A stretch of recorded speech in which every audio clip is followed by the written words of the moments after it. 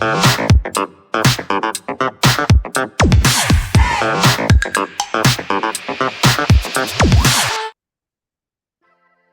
everybody. This is Johnny Jones, your AFG Local 1040 president. We're coming from Jaguar Studios here in Fort Worth, Texas. Here, December the 19th, 2025. I also serve as your Council 100 Secretary Treasurer. Just to give everybody an idea what that means. As the Council 100 Secretary Treasurer, we represent all 45,000 bargaining employees, and that entity is the entity that is leading the legal fight against the determinations which have stripped us of our collective bargaining rights. So I just wanted to give you a little updates about what's happening, and so everybody understands what's going on. I have a few items to talk about. So the first thing I'd like to talk about is the action. Everybody's asked me, is the union going away on January 11th? Well, it could go away for a day or so until we have a hearing with the courts. Of course, we do not agree with what they are doing because we have a preliminary injunction in effect right now, and the agency has decided to do this. We have filed another court proceeding. It's called a motion to enforce. So that way, basically, we're asking the judge to enforce the agency to uphold the collective bargaining agreement. We are very confident that these motions will be in our favor, and it's just a matter of time before we hear them in the court of law. The House has also reached out. We have some friends on both sides of the aisle. We've reached out to our Democrat and Republican friends. The Homeland Security Chair, Congressman Garbarino, the ranking member, the committee chair for the Homeland Security Committee, has reached out to find out why they're doing this, even though they've all worked together. And evidently, there may be some confusion because they were saying somebody in the White House may not have sanctioned that they were taking our collective bargaining rights again, because during the shutdown, AFG worked with the White House to end the shutdown. So we have been trying to work with all political parties, all political sides, to ensure that we take care of the members, which we represent, which are TSA officers and other federal employees across the United States. The other thing we're going to talk about is that the president has signed a 1% cost of living adjustment for this year. Now, when they do full budget deliberations, the council, and all the other locals across the country are going to be fighting to get the 3.8% Fair Pay Act passed or attached to legislation. And we're going to need all your help taking those action alerts and reaching out to your House members and your senators, regardless of where you're at, either in North Texas or somewhere else in the country watching this video. It is very important that we all come together during these trying times. We just had the longest government shutdown. We've had our rights attacked this year. We have all came together. We've signed up on e-dues. We've got a lot of members on e-dues. We need to get a lot more members on e-dues. But the union will continuously fight these actions. Obviously, somebody doesn't want us around because we do our job to make sure that we take care of the bargaining employees. Otherwise, why would you not want us around, right? Well, let's talk about some of the things that'll be gone in the event that they were successful. Well, your paid parking, if you're at a large airport, like for instance, DFW, it's $205 a quarter. I know you're getting your hang tags right now.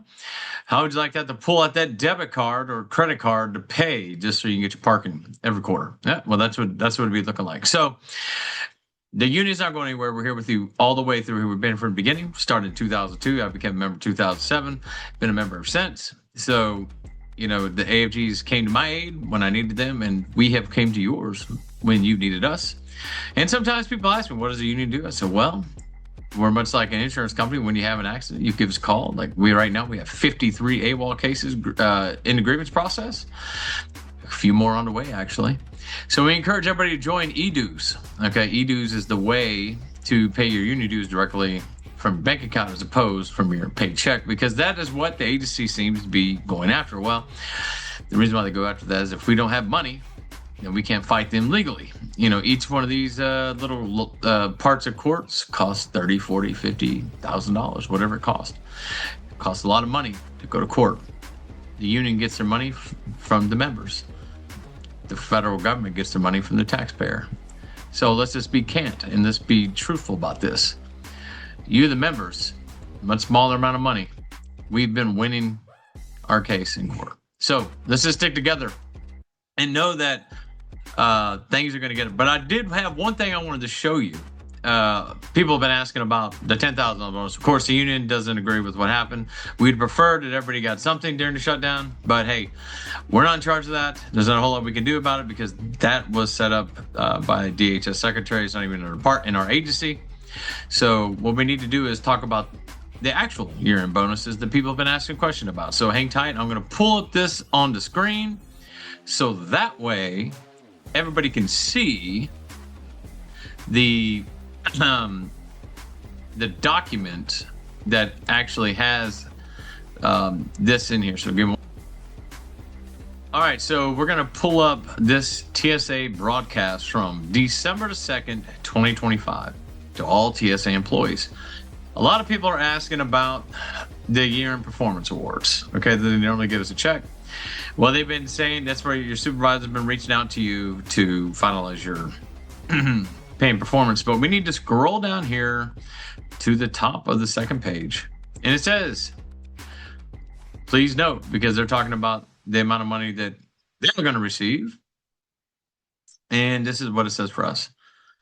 Performance awards for members of the security screening workforce who perform under the Transportation Officer Performance Systems TOPS or in EM or EP/MP on a pass-fail two-tier rating system will be determined using a separate process pending the availability of funds. Well, it seems like they got funds up here for these guys. So hopefully they have some funds for us. It reminds me of being the last person at the table to get your slice of the pie. But that is your answer right there, folks, about the bonuses. They said they're coming if they have the funds. I'm sure that we'll be reaching out to our friends in Congress to figure out why. What is the delay if they're going to give you one? I know the government shutdown could have a problem, something to do with that as they're going through. But I just want to say this is Johnny Jones with your weekend message. If we don't see each other before Christmas, Merry Christmas, happy holidays to all my friends out there. I know that there's many religions out there, you know. So for everybody, enjoy this holiday season.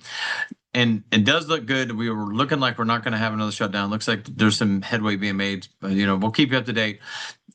So I hope to make a Christmas message for everybody, but if not, we'll see you before then, because if we have some updates about the court hearing, I'll definitely make another video. But this is Johnny Jones, your AFGE Local 1040 president, signing out of Jaguar Studios here in Fort Worth, Texas. Don't forget to also serve as your Council 100 Secretary Treasurer. We represent all 45,000 bargaining employees across the United States.